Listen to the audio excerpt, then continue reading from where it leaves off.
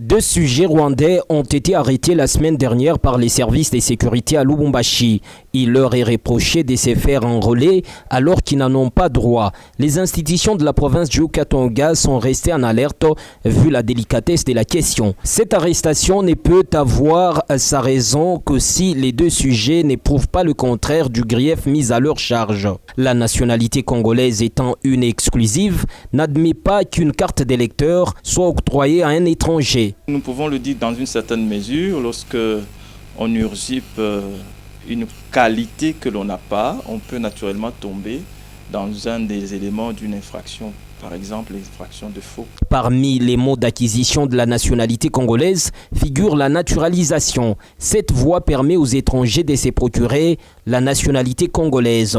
Ceux qui sont nés des parents naturalisés congolais sont aussi congolais.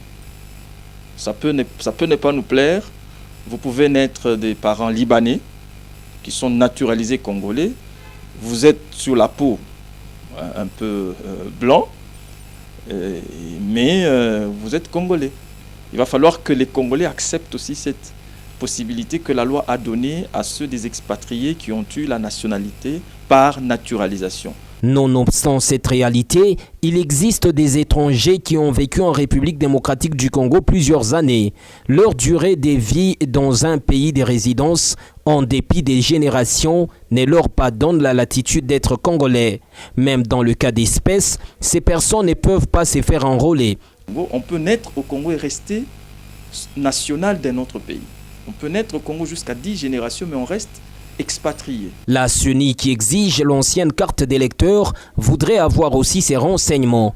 Seulement des nouveaux majeurs et autres citoyens qui, d'une manière ou d'une autre, ne s'étaient pas fait enrôler lors des échéances électorales passées sont intégrés dans ce nouveau fichier.